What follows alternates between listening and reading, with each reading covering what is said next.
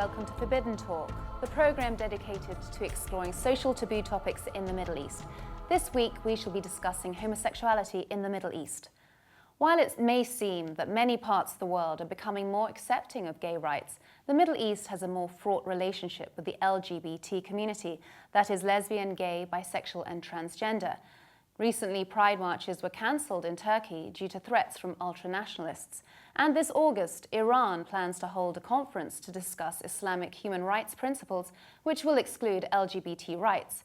Which begs the question, is the LGBT community at greater risk now than ever before in the region? And yet homosexuality inevitably exists. So how does the world of the private differ to that of the public? And is it even right to compare the LGBT model in the West to that of the Middle East? What are the challenges activists face within the Middle East, a region that on paper so violently condemns homosexuality? Today we shall be exploring these questions and more, and at this point I'd like to introduce my studio guests, activist Ahmed Al-Masri and Dr. Behzad Basit, consultant psychiatrist and honorary psychotherapist. Welcome to you both. Thank you. But before we go on, let's take a look at this brief report. On June 12, 2016, Omar Mateen killed 49 people and wounded 53 others inside Pulse, a gay nightclub in Orlando, Florida. The 29-year-old American reportedly pledged allegiance to the terrorist group Islamic State, and it has been described as the deadliest incident of violence against LGBT people in US history. Iran, Saudi Arabia, Qatar and UAE were among those who condemned the Orlando killings, yet have been labelled as hypocritical due to their repressive laws against homosexuality. In Iran and Saudi Arabia, homosexuality is punishable by death. Across other parts of the Middle East, the LGBT community faces differing levels in repression, both because of laws targeted against its members and the wider social stigma. And yet, according to journalist Brian Whittaker, in the 19th and early 20th centuries, men who had been persecuted for their sexuality in Europe often sought refuge in Morocco, and long before, same-sex marriage was dreamed of in the West. Male-on-male partnerships were recognised and marked with a ceremony in the remote Egyptian oasis of Siwa. But under the Islamic State, things have taken a brutal turn. Over the past 2 years, ISIS has thrown dozens of gay men from tall buildings, as well as stoning them to death in the areas of Iraq and Syria under its control.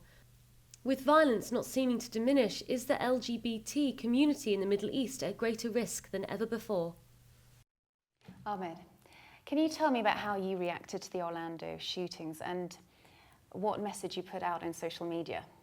So the night before, we were dressing up, going to one of the famous drag nights in London. On the way, we decided to take some photos and ourselves in drag to wake up the next day on the news about Orlando shootings. One of my friends, he's in the photo, decided to post something, and he asked if he can say something about it on Facebook, and it went viral. It was a form of a stand in solidarity with the victims and the people who were directly affected in Orlando. But it was more about us making a stand as Arabs, as members of the LGBT community, saying that we do what other members of the LGBT community around the world does. And we stand here against not only homophobia, but against Islamophobia, against Arabophobia, xenophobia in general. And so there you were in drag, and what was the reaction? It was fabulous. It was very positive. It was very, very positive. But positive among who? Among the world. Okay. We got a lot of positive feedback from LGBT community in the Middle East. I think that we managed to portray a good stand of solidarity, to maybe give a voice to something that is shunned down in media. Around the world, there's the problem between what dictates an LGBT community and what dictates an Arab community. And we're just trying to merge them together and show the world that there is something as Arab and Muslim LGBT members. And did you receive any negative feedback? We did, yes. I personally did from my family members. But again, it's something that we face on daily basis. It's something that we expect only because we allowed ourselves the freedom to express and to show the world who we truly are. Dr. Bassett, how do you think ISIS and extremist groups fuel homophobia in the Middle East? Well, I have to say that the rise of groups, extremist groups like ISIS and similar ones, have a negative impact on LGBT and other minorities in different ways. First of all, as you mentioned in your report earlier, a couple of minutes ago, they directly attack them, kill them in the most brutal way. Secondly, there are people in Middle East countries who are not completely act like in a way that ISIS does. However, they sympathize with them. And for them, LGBT and other groups like religious minorities are soft target. So while they may act fully on kind of blowing themselves or killing with other people with a gun, but they direct those attacks to homosexuals, lesbians, bisexual, transgenders, and lack of support that these groups receive from the governments in Middle East countries make it much easier for them to be targeted. And lastly, those kind of attacks cause self-censorship by those LGBT groups, and they don't dare to talk about this, and they don't dare to talk about their identity. So this self-censor also contributes to the problem. Because they are the minority. Exactly. So Ahmed, you have a very interesting background. You're Syrian. Yes. You brought up in Saudi Arabia, lived in Jordan, relocated to London. Can you tell me about how the experience was for you being gay in these different parts of the world? Again, I think I would join the Levant society, as in Syria and Jordan, to metamorphosize a community by themselves. But I think the notion of sexuality is almost not spoken of. It's not only a taboo, it's something that is unaccepted within the social etiquette. I think that you can get along, unfortunately, you can get along with the society if you stay within the boundaries of what's accepted within the traditions, within the conservative customs of these societies. Talking about sexual identity in specific, I think it's as taboo for homosexuals as it is to heterosexuals. I had an easy life, to be honest. I dated, I went out. In all of these countries? In all of these countries. Again, within an accepted limit of not flaunting your freedom, if you may. So there certainly is a difference between being gay in Saudi Arabia and being gay in London? Absolutely, completely. But then it's the expression of your freedom. I think that's the significant aspect of it, because in the West, societies have freed themselves from any sexual taboo, where in the Middle East there's still this reservation on when you should talk about it, what kind of sexual education there is, or the lack of sexual education. Is it okay to be open about it or not? Is it okay to be open about your romantic adventures or your affectionate affairs with other people? I think it's as forbidden to homosexuals as it is to heterosexuals. Although it doesn't mean that it doesn't happen. Of course it does happen, but then one doesn't flaunt it in certain areas. So what should we in the West be mindful about when talking about the LGBT community in the Middle East? I agree with Joseph Massad in his intro to one of his books. He mentioned an example about what dictates an Arab gay man. Is it masculinity? Is it femininity? Is it the fact that they have sexual encounters with the same sex? What if they're married? I think what the West needs to understand is that there's several definitions of being gay and what it means to be a homosexual. And I think that in certain conservative societies, there's a huge difference between it. I think if you look at the common definition of gay, I think it touches more about your persona, about how you hold yourself in society, about what you allow the other to see from your characteristics. I think homosexuality is something that is more, even in liberal societies, I think it's more personal. And you might choose not to show it to the other. And I think it applies to most societies in the world. I mean, labeling someone as gay can produce much stigma, and that exists in the Middle East. How can we reduce that stigmatization? Well, in order to reduce stigmatization in countries like Middle East, you have to approach problem from different angles. One side is the role of media, like what you are doing here, and also activists and the NGOs, like people like Ahmed, who talk about like NGOs who support them. However, I still believe the biggest role is with the government of those countries. First of all, the regulations.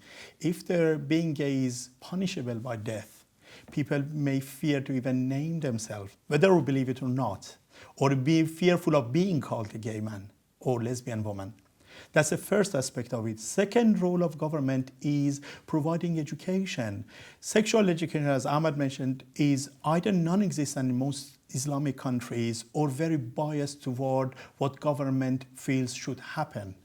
So all the kind of bias toward the cliche of the government. Lastly, the amount of support that people have in terms of their rights. And again, it's depending on government. The best example is in Turkey, that being a secular government, and although it's an Islamic country, up to over a decade ago, before the current political party was in power, sexual minorities were quite free and were accepted. We have high figures like kind of actors, singers who were openly expressing their sexuality. We have famous transgender singer, Bülent Ersoy, and everyone was accepting him. However, recently, with the change of the government, that support is reduced, and we hear more and more reports of homophobia attacks in Turkey, and the police no longer supports them. So if you're a gay man or lesbian woman and are beaten up in Turkey and go to police, they say it's your fault. So that shows again how much is the role of government. But obviously, the first step in countries like Middle East is people increasing awareness, which happens by media. And since we have internet, people have access to free flow of information. That has improved to a great degree. Well, now I'd like to welcome our first phone guest, activist Raja Farah, who's based in Beirut and creator of the blog Oh My Happiness. Thanks for being with us, Raja. Hi, Anna. Thanks for having me. Raja, I found your blog very interesting, and you talk openly about being gay in Beirut, amongst other topics. The post that caught my attention was every single article ever written about being gay in Beirut in one convenient article. Could you talk about what you spoke about in this piece and your motivations for writing it? Yes, I mean it's a satire piece, obviously. I wrote it after a series of articles that came out about gay life in Lebanon, and I kept reading these articles written by Western journalists, and I kept reading them, and it wasn't at all an experience I was familiar with. And so I wrote this piece that kind of brings all these articles and all these stereotypes together. I think there's a certain kind of fascination in Western media with the sexuality of Arabs, and a lot of these journalists came with preconceived notions of what it's like to be queer in Lebanon or to be gay in Lebanon. They don't even go into other kinds of sexuality. And so the articles end up, in my opinion, very absurd and very pretentious, and they completely overlook personal experiences. I mean, they come with an idea of what it should be, of what they want to write, and so they look for that information, and they look for the story that they've already written in their head. It's basically the equivalent of me saying that of writing an article about gay life in London and just visiting the West End. It's not representative, and it doesn't show the multitude of experiences that people have in Lebanon. Right, so preconceived ideas there. I really liked the line, "There are no lesbians in Lebanon." I mean, obviously this is ironic, but there are people who seem to think that lesbianism doesn't exist, or that it's ignored. What would you say to that? I mean, I think overall around the world,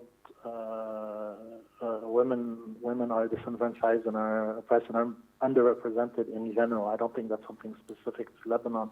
And specifically in terms of, I mean, are there lesbians? Yes, there are lots of lesbians in Lebanon. There's just nobody talks about them.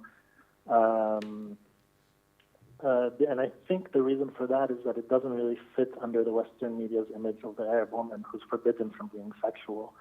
I don't think I've ever read an article written about gay life in Lebanon that actually goes and makes the effort to actually look into what it's like to be a lesbian in Lebanon, which is disappointing, I think, because they go for the easy story. Yeah, why do you think that is, though? Because I think it just doesn't fit their image of what a Lebanese or an Arab woman should be. They're not supposed to be sexual beings. So it's better to just say that there are no lesbians or that lesbians are so closeted that it's impossible to reach them. But I do think on top of that, it's a lot harder to be a woman, and on top of that, to be a lesbian woman in Lebanon and the Arab world and across the world. But in the activist scene, the women are as active as the men, from what I've seen, from my personal experience. I mean, Ahmed, do you have female friends who are gay, who also are a double minority there, aren't they? Yeah, I do, and it's very unfortunate the fact that they are even further stigmatized than gay men.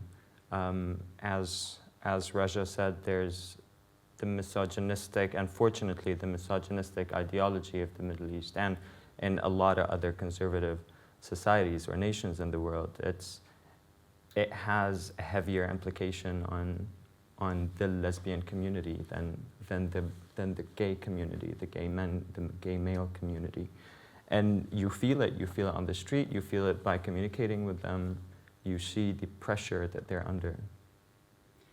Raja, there's been some opposition to Western terminology of liberating gays in the Middle East. What do you think of that sort of Western terminology onto the Middle East?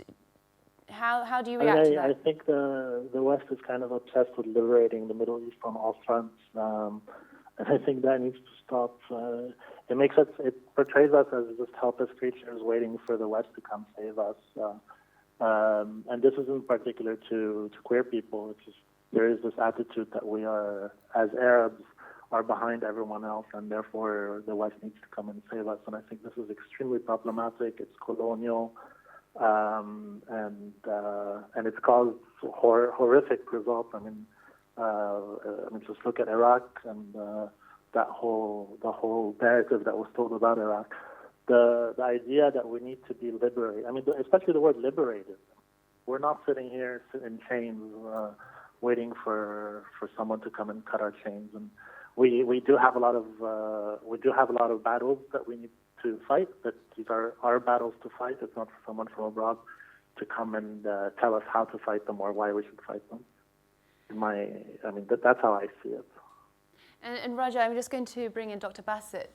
Did you have something to add to that? Well, the only thing I would add while I agree with everything, is that a lot of people in Middle Eastern countries, because at the moment being gay, being lesbian is accepted in Western countries, they make it identical by Western invasion. So they believe that if they accept LGBT as a way of living, as a kind of identity, means that they lose their own identity, their own culture.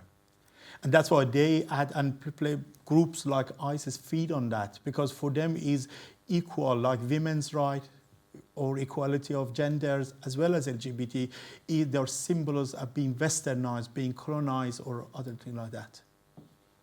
Do you have anything to add to that? But homophobia was exported by colonialism. The notion of homophobia in the Middle East was founded in the modern history.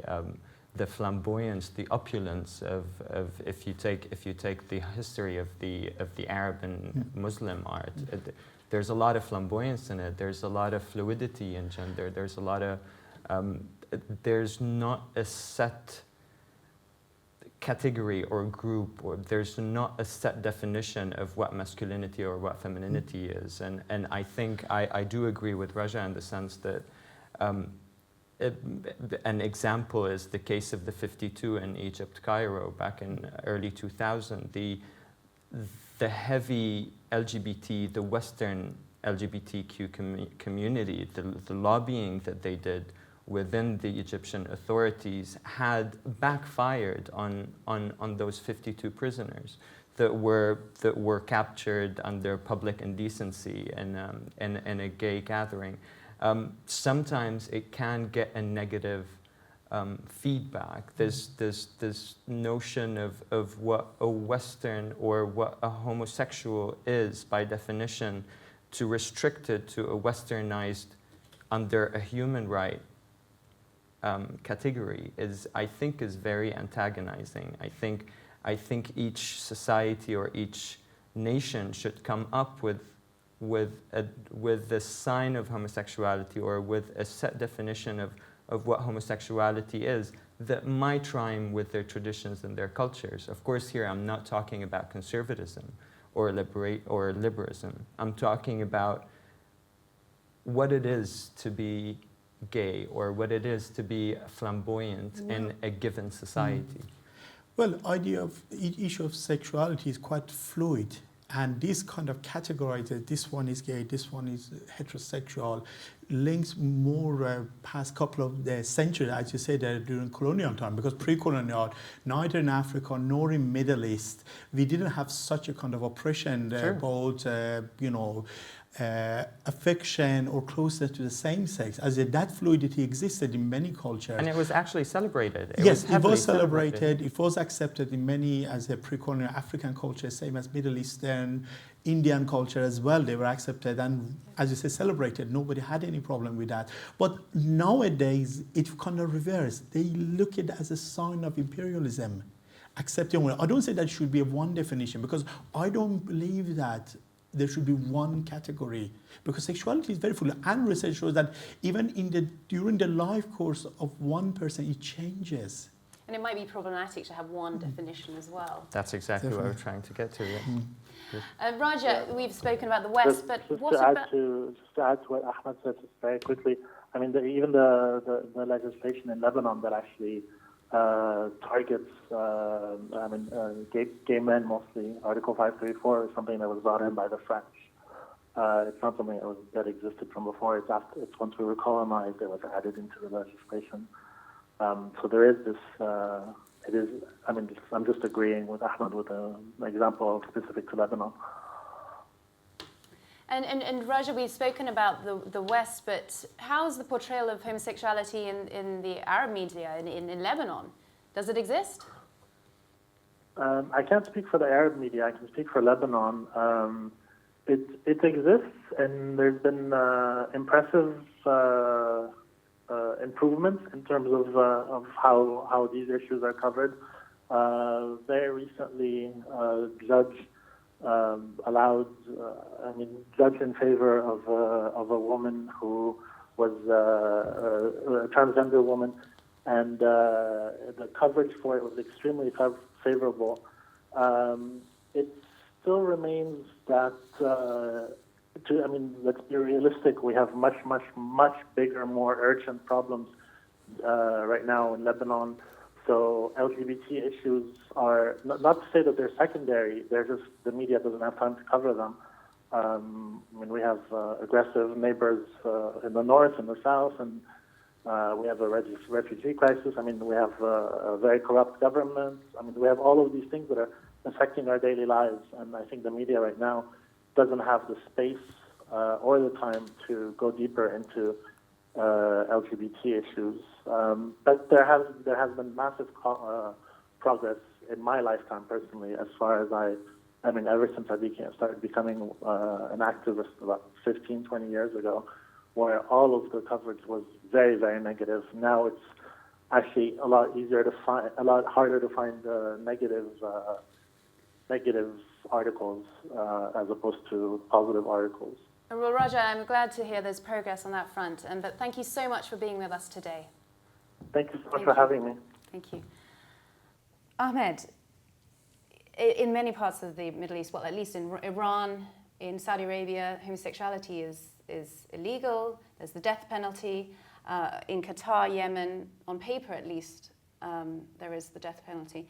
So people still operate, gays meet, same-sex love happens, but they take that risk. Can you tell me more about that? I would like to touch base first on the death penalty in Saudi, and specifically in Saudi Arabia and Iran and Pakistan and other countries, not only in the Middle East. The death penalty is an arbitrary penalty. There's a lot of confusion in the Western media and maybe even in the Western understanding that it's a religious prosecution, where it's not really, because there was nothing mentioned in any set of religion that is practiced widely in the Middle East, or Christianity, Judaism, or even Islam. There's no set prosecution for homosexuality, for a homosexual act, although it does happen. So unfortunately, in Iran and Saudi Arabia, there has been a lot of cases of hanging, of throwing from a height. It's very, very unfortunate. However, your question is about engaging in same-sex relationships. I think it's, on a social level, I think it's more tolerated than a criminal level. There's the process of prosecuting a person for their homosexual endeavor, or whatever you want to call it. It's a long procedure unless they're trying to implicate or send a message to a certain community in these countries. And I believe that it's targeting liberalism more than it's targeting homosexuality per se. I think that the ruling elite in these, or the ruling government in these countries, they see liberalism as a challenging aspect, and any sort of a notion of liberty can be prosecuted. The scarf in Iran and Saudi Arabia are mandatory. Having what they call an illegal child is prosecuted as well. So the practices of liberty is that means yes. So the death penalty is against liberty. Yes. And liberalism, as opposed to homosexuality. Yes, as an act by itself. For sure. And it does go. Engaging in same-sex relationships do happen, although they're not flaunted out in the open. Right. And Dr. Bassett. Can I mention something that at least I know about the situation in Iran? Actually, there are fatwas that says that homosexuality is punishable by death. However, acting on those fatwas varies case per case. In Iran, so far, we had more than 1,000 cases of execution, and officially the crime was mentioned as being homosexual since revolution happened. A lot of time we have honor killings, which are kind of nobody acts on that, because especially in rural areas. And also a lot of time the crime put as being rape or pedophilia. So there is both ways, it is a fatwa, but how much actually, like before revolution in Iran, nobody acted on those fatwa. They were more tolerant toward that. But on the case of Iran, there are many who are forced to go under gender transformations in order to avoid the death penalty. Can you tell us more about that? Well, during 1980s, at the time of the former leader of Iran, Ayatollah Khomeini, who was the founder of the revolution, it said that he was approached by a transgender Iranian, and when he heard about the experience, he said this fatwa that it allowed to have sex change operation. On the face value, it looks something great, at least some progress. However, the problem is that while that option is open, homosexuality remains to be punishable by death, at least on the paper. So it means that a lot of people are forced, and because of lack of education, like a young man or a young boy or girl who's feelings and desire does not fit in the cliche of the society, sees this is the only way forward. And unfortunately, there are clinicians, especially in government centers and schools, that encourage young people who are, as they call it, deviant, to go to that line. I know that many psychiatrists, psychologists who practice privately, they don't encourage it. However, people who practice in government settings and in the education system, they encourage. And statistically speaking, in all societies, transgenders are a percentage of LGBT community. A lot of those people who end up having such an operation, and government encourages them, change their papers and everything, and it's very easily be done, much easier than even in UK. You can have such an operation in Iran in terms of preparation. They end up finding out, no, that's not what they want. And a lot of them end up committing suicide. And to add to the problem, although it's illegal, but because the culture has not changed, the society, the family do not accept that. And they have to, even if they are ones are genuinely transgender and want the operation, end up going to a different city, changing their name so that people do not know them. Over the phone now we have photojournalist Bradley Secker joining us. Thanks for being on the show, Bradley. Bradley, you've made a series of very moving portraits documenting members of the LGBT community seeking asylum in Turkey. Could you tell us about the sorts of persecution they were fleeing from Syria and Iraq? Yes, so basically it's from Turkey. I've been documenting the situation for LGBT asylum seekers that came originally from Iraq, Iran, and more recently Syria. So it's a mixture of state and also non-state persecution. So for example, in Iraq, people were fleeing more from violence that was sort of spawned out of the US-led invasion of Iraq, and then the rise of militia groups, mostly Shia militias and also Sunni, that were targeting LGBT people, specifically gay men. There was a huge amount of homophobic murders that took place after 2003, mostly after 2006 to 2010. A lot of those people then escaped from Iraq to Syria, and then some even got secondarily displaced onto Turkey. So in Turkey, the situation is people sort of, apart from the Syrians, the Iraqis and the Iranians, are not allowed to live in big cities. Istanbul, Izmir, Ankara. They have to live in satellite cities and claim for resettlement through the UNHCR. In a place like Iran, I would say that it's probably a mixture of state and non-state persecution as well. Of course, there's huge problems with homosexuality from the state itself, but also from society and family sources. I mean, they also play a big role as to why somebody would leave. But surprisingly, I mean, some transgender Iranian people that I've been following in Turkey actually had their mothers and fathers with them as support for the family, which is the problem. From Syria, the people that have left are not generally fleeing ISIS, for example, as much as the media likes to make that out as the main reason of why LGBT Syrians would leave the country. It's mostly because of the instability in the whole country, and they're generally refugees, as most Syrians are. And they just happen to be LGBT, which then brings different issues from the diaspora community in Turkey, coming up the Syrian refugees. And you recently documented Mr. Gay Syria, the Mr. Gay Syria contest, and described it as the story of a movement of individuals empowering themselves and each other in exile. Can you tell us about it, and in what ways you felt it was empowering to those involved? Yeah, Mr. Gay Syria was a very interesting story. It came about as of October or November last year, organized by a man called Mahmoud Hassino, who's a gay Syrian refugee in Germany. He decided to have this competition to show a different face of Syrian refugees and of gay Syrian refugees, and one that kind of accurately portrayed the community itself and the fact that there is a gay community and an LGBT community of Syrian refugees living in Istanbul and in Turkey generally.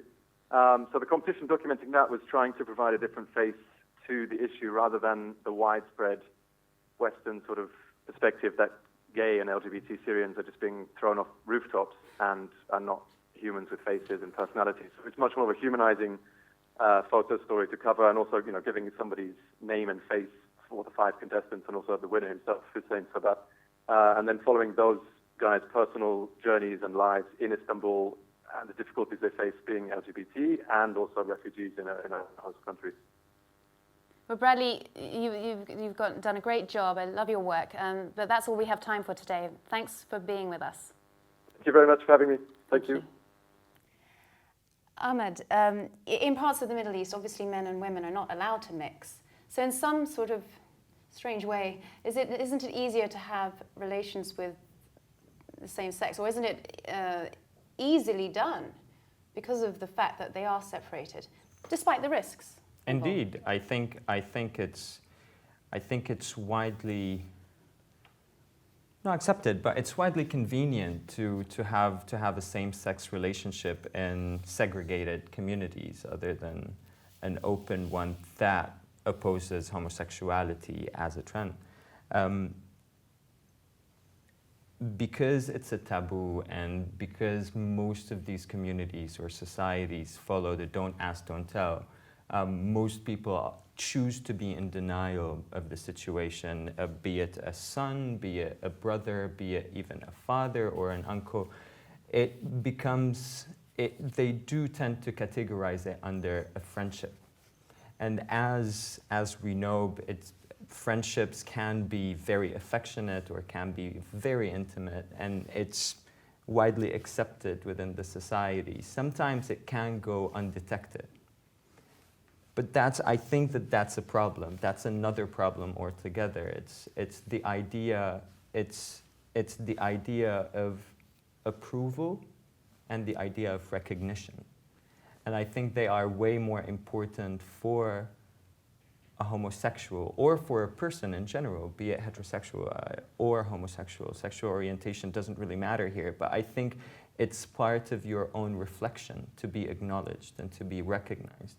So although it does happen, and it is more convenient, not necessarily easier, but it is more convenient in these segregated societies. I do agree, yes. And Dr. Bassett, obviously marriage is very important in the Middle East. So do many gay men marry to appease their families? And in that case, what happens to those families, and the wife in particular? Well, it's both for pleasing family, avoiding persecution, or not accepting themselves. It varies from person to person, because a lot of them, they cannot accept that they have this affiliation for same sex rather than opposite sex. And in order to look normal in the cliche of the society, they get married, like what Ahmed said about friendship, that they present that relationship, that here we can say that romance or love relationship as a friendship. They get married so that they look normal. And also one expectation that everybody should have children. Again, you can present a same-sex relationship as friendship, but you cannot have children within that relationship. So definitely this is a pathway should happen. Understandably, because if somebody is not interested intimately in the opposite sex, that marriage will not be fulfilling, both in terms of physical intimacy and emotional relationship. And most of them ending up having secret affairs with other men. And obviously that, whether you have an affair with a man or a woman, that affects your marriage.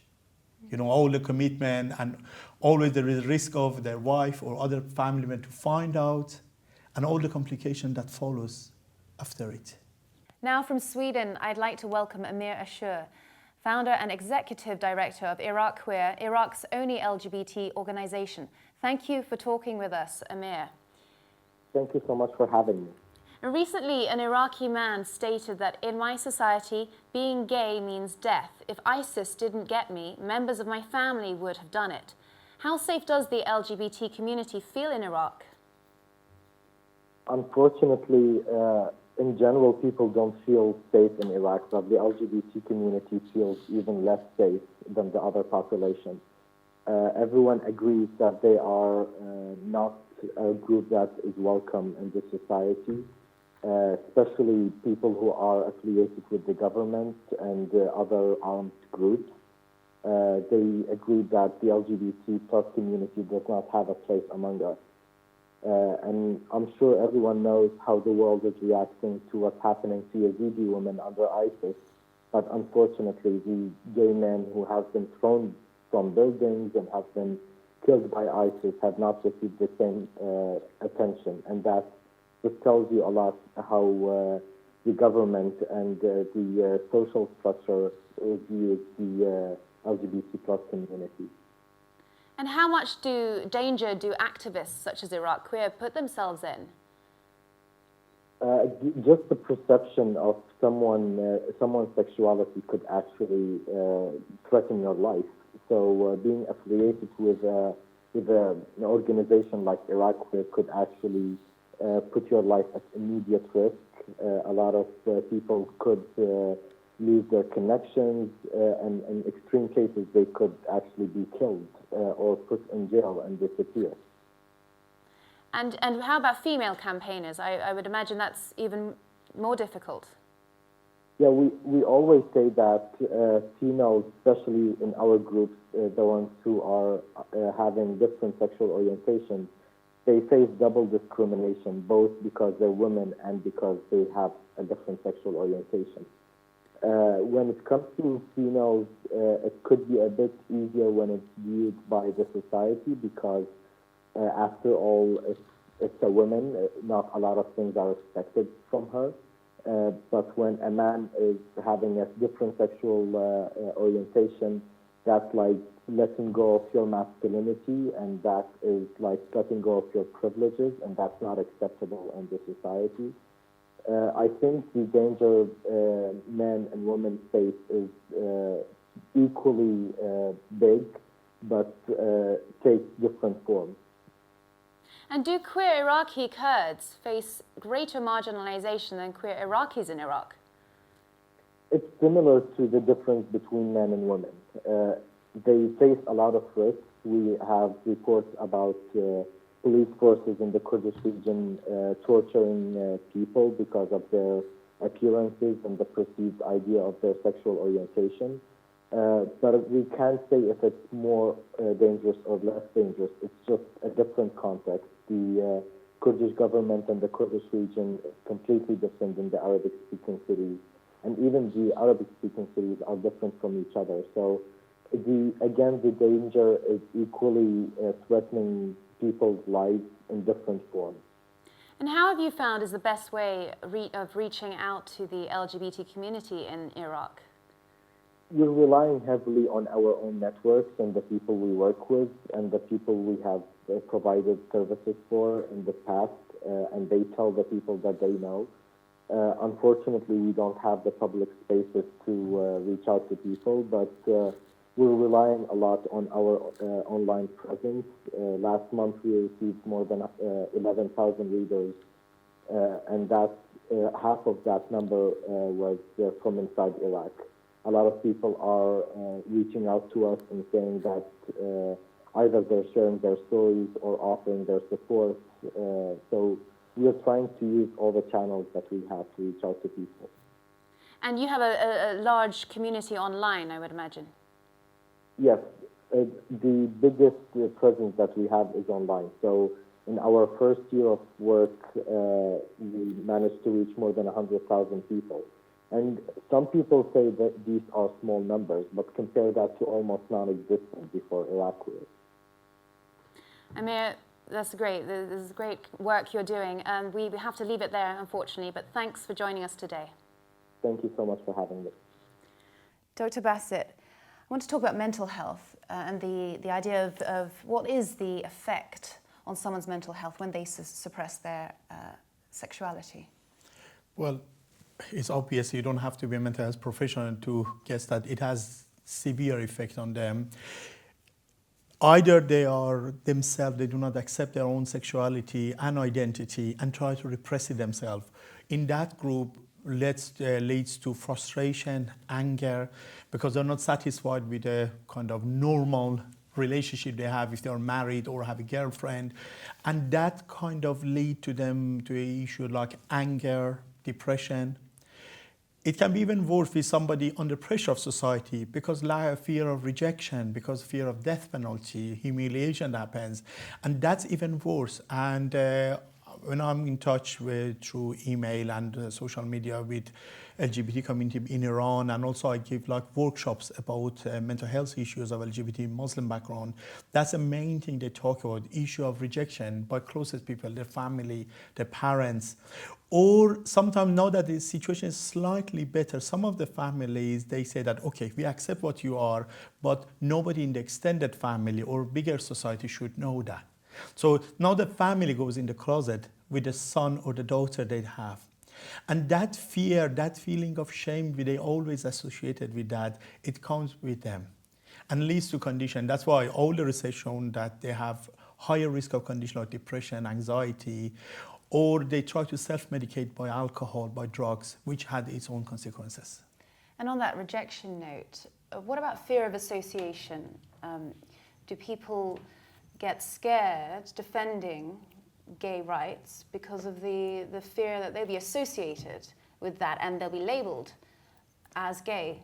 Of course, in certain communities within the Middle East, within the Arab world or the Islamic world or even the extended Middle East world, within certain conservative communities, being associated with what homosexuality, which is considered an abomination, is as of a crime as it is to actually partake in it. I think the fear of association in these communities have led to a devastating point. One, there's lack of support now for these individuals, for these homosexuals, or for the gay people. There's even no other way of supporting a lifestyle. And I'm talking about a day-to-day life, because you are deserted, because you are isolated. As the doctor said, it's sometimes the family goes within the closet with their child, with their daughter.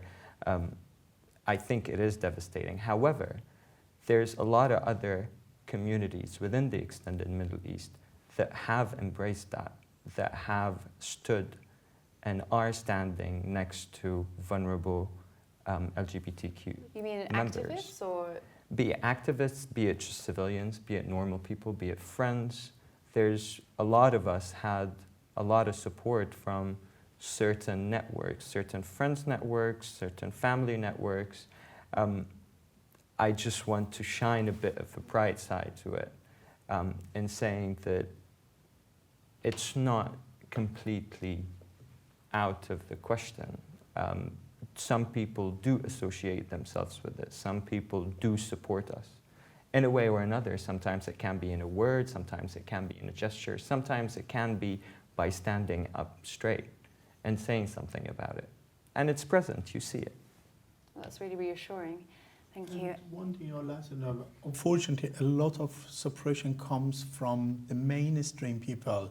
It's very easy to blame Wahhabi government in Saudi or Islamic Republic in Iran. Yes, they do a lot of problem of human rights. However, even in Western countries like here in London, I know several families who, on the face value, they live quite with Western values. However, they're not religious at all, they're not extreme Muslims at all. However, when their son or their daughter acknowledge that they have affection for the same sex, that changes everything. So is that a cultural thing? It's a lot of cultural thing, yes. Even I said in expatriate community here from Middle East, living in Europe, North America, that stigmatization, that discrimination is within the families. And the family are scared of being ostracized by other members of the community. So on one level, actually being silent is also, kind of helping to fuel stigmatization. Indeed. And what about health in general, HIV? If people aren't being open about their sexuality, how is the sexual health in that region? Like any other public health issue, HIV and sexually transmitted disease are directly linked to education and awareness. All the society have better awareness of how they're transmitted, how they're prevented. They have better record of prevalence of this condition. Like in Europe, Countries like Netherlands, which they start sex health education from primary school, and in a better way have much lower rate of sexual transmitted disease than United Kingdom, which are more conservative in their sex health education. But in Iran... And in Iran and other Muslim countries, because it's a lot of time is underground, and a lot of, as you said in previous questions, there are married men who sneak out to see women, to see other men, and to have relationship. They don't have much of education about how sexual transmitted diseases are done, and because it's done in a secretive, in a hasty way, that far increases risk of transmission of these conditions. And what about conversion therapy? Can you talk to us about that? Does that go on quite a bit? Yes, actually, conversion therapy, as we know, began mainly in the United States and under kind of mainly religious Christian communities. They used the techniques of psychotherapy and other ones like shock therapy and other medications, hormonal therapies to correct people's sexuality or sexual deviation. Unfortunately, now that kind of acceptance of homosexuality has changed in somehow in many Middle Eastern families and societies, that nowadays, rather than stoning them, I don't say it doesn't happen, it still happens. However, more and more educated families, they think that they try to correct their children. They send them doctors. I say that there are 3 examples. I have Iranian families in London. They ask me detail or I don't know names of a clinic who does such a therapy for the children. That happens in London? In London, we have clinics. Unfortunately, they practice. There's a lot of pressure against them to be closed down, but still undercover we have cases, and because if it's a private psychotherapy practice, you cannot exactly control, but they are banned from publicly advertising, which is great, which happened. If you remember, there was a kind of advertisement on a bus about this conversion therapies, everything, which was banned, which was a great move in London. And sorry, what happened with these families? Did they go through the therapy? They go through the therapy. It happens that, or at least they check. For example, I know that family, they take their teenage son or daughter to see a pediatrician, endocrinologist, checking their hormones, and last resort is taken to a therapist with the hope of correcting them. Welcoming over Skype now in New York is Kevin Schumacher, Regional Program Coordinator for the Middle East and North Africa at Outright International. Welcome on the program, Kevin. Thanks for having me. In Egypt, Jordan and the West Bank, there are no laws against same-sex relations, yet the authorities seem to be able to get round this. How so? In a number of countries in the Middle East, including the countries that you mentioned, there are nothing specific around sexual orientation or gender identity. However, there are what we know as morality laws, and basically there are very vague languages in the law that refers to religious traditions or the cultural values or anything that really has a very broad brush and doesn't speak to specifics. The government and authorities often use those articles of the law to go after individuals that they see undesirable, including members of the LGBTI community. And recently, the Organization of Islamic Cooperation, the OIC, strongly rejected the resolution on protection against discrimination and violence based on sexual orientation and gender identity, adopted during the 32nd session of the Human Rights Council. Are we a long way off from governments being able to unite on this issue? Unfortunately, I think so. I feel that right now there is a divide on the global scale between the Western countries on one side and the African and Muslim countries on the other side. And I'm afraid in some cases this has turned into a shouting match. However, it is important to bear in mind that currently the movement at the Human Rights Council to establish the position to investigate LGBTI rights violations allow the international community to get used to the notion that there are countries on the planet who are serious about LGBTI rights and see this as part of the global human rights system. Now, it takes decades probably for the rest of the international community to catch up, but that does not mean that we should stop and wait for everybody else to get on the same page as we are right now. So you say decades? Probably. And it's been said that gay and lesbian refugees fleeing Iraq and Syria have been suffering from verbal, physical, and sexual abuse in refugee shelters. Can you tell us more about what's happening there? So basically, the situation of the refugees is horrendous wherever they go. But when it comes to LGBTI refugees, the situation is slightly different compared to other people because these individuals are already disowned by their own family members. So think about it as a wave of basically undesirable human beings who are moved from one country to another. And even when they arrive in the new country, say in Jordan or in Turkey, you still have the reality of homophobia and xenophobia, plus the fact that these people don't necessarily understand the cultural values of the host countries, and the host countries consider them as strangers, but also these individuals don't have any support back home. So this is the reality that most individuals that are in either Lebanon or Jordan or Turkey are dealing with. We have hundreds of LGBTI refugees from Iran, from Iraq, from Syria, and other countries that have been experiencing such a horrendous situation without any support from their family or any support from the local communities. They have to find a way to survive, sometimes years before their cases are processed by the UNHCR, and hopefully they are resettled in a Western and LGBTI-friendly country. And Kevin, I'm going to bring in Dr. Bassett at this point about the refugees and the double trauma they're suffering.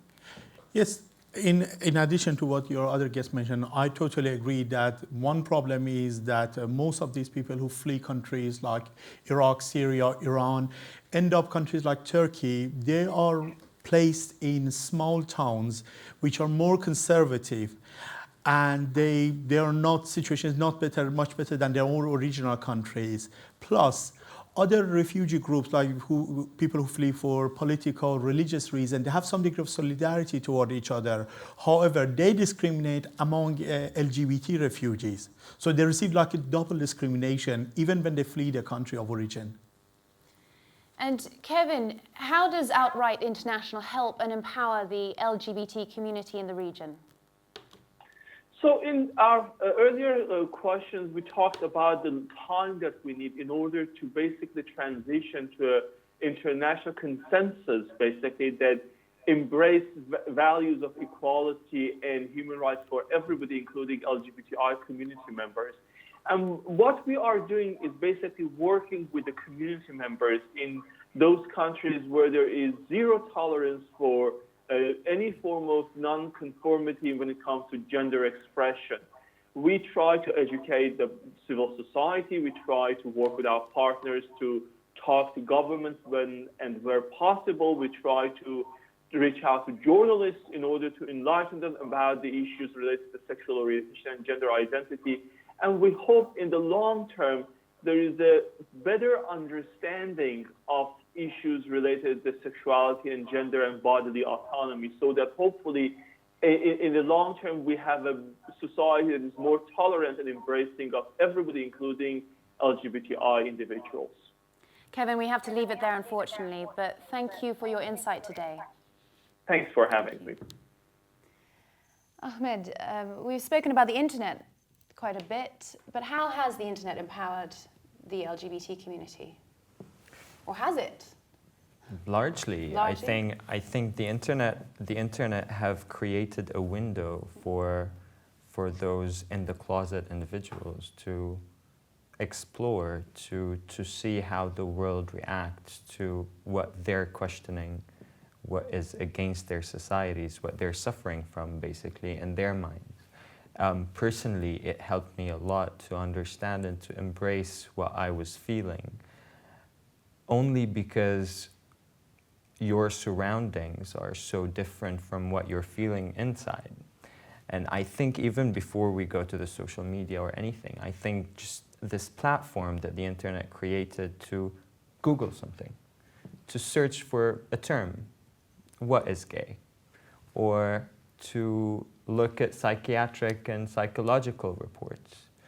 And then came the social media, which opened the LGBT community in the Middle East to other communities worldwide, to organizations, to NGOs.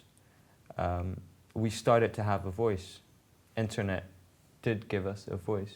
And a safe voice. Very safe. Safe world.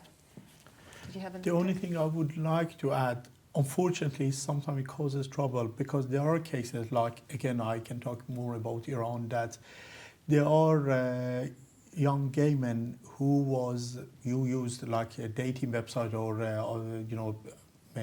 Facebook pages. However, they're lured into kind of by people like by kind of militias, and they beaten up. We have issues of gang raping them because they use as a trap. So like that's only thing that I would say. Otherwise, yes, definitely things have become 10 times, 100 times better since we have internet. I think the anonymity of the internet have eliminated shame and guilt. Exactly. Two terms that I think you live by in the Middle East. I think in more conservative, not necessarily religious, but in more conservative communities, your life is dictated by shame and is dictated by guilt and the fear from them. And I think the unknown aspect of the internet have helped us to come out from that, have helped the LGBT community to come out of that, to be liberated from it. And Dr. Bassett, I mean, no Arab country has held a Pride March. But in Turkey, they were cancelled this year. I know they occur in Israel, but is that rainbow flag style approach going to work? Can you see it working in the Arab region in the foreseeable future? Yes and no, because any movement is better than nothing. However, I think the better movement is what happened to a proper movement, like through media, through activist group. Because one of the problems that happens in terms of homophobia in most conservative societies, Muslim societies, or I don't know, South America, is that they make it identical to somebody who is sinner, who is promiscuous, drug user, criminal, rapist. So a lot of young people, or a lot of the families, they have not seen an ordinary person who is educated, who is working, has a normal life, has a monogamous relationship, but with the same sex.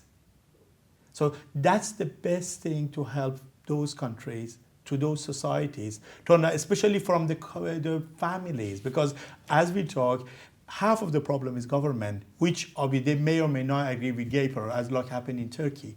But a bigger part is the family. And as long as we do not see that, and like any form of discrimination, homophobia is rooted in lack of understanding and ignorance.